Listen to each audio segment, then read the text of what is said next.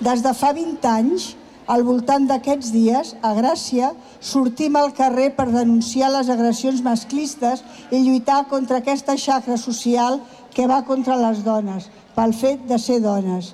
I també per recordar a la nostra veïna, Maria Ángeles Chiván. Maria Ángeles va venir a Barcelona a estudiar Sociologia. Nosaltres som amics de la família des de petits. El Francis, el meu home, que està aquí, era amic des de petit del pare de l'Atxe.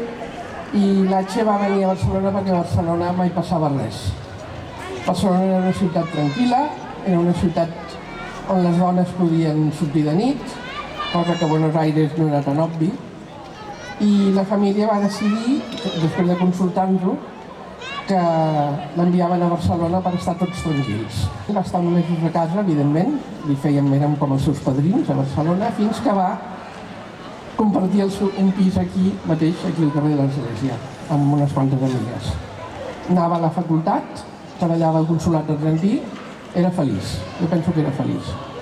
Fins que una nit, la nit aquesta del dijous, dia 18 de novembre, la nit de dijous a divendres, era una nit horrible, jo la recordo perfectament, feia un vent espectacular, les persianes petaven, era una nit molt estranya.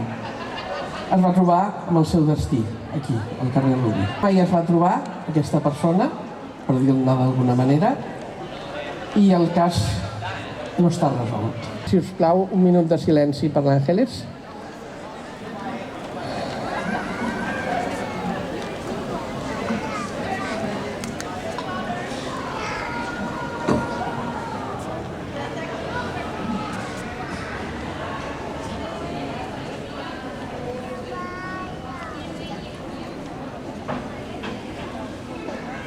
Bé, gràcies. Gràcies una altra vegada.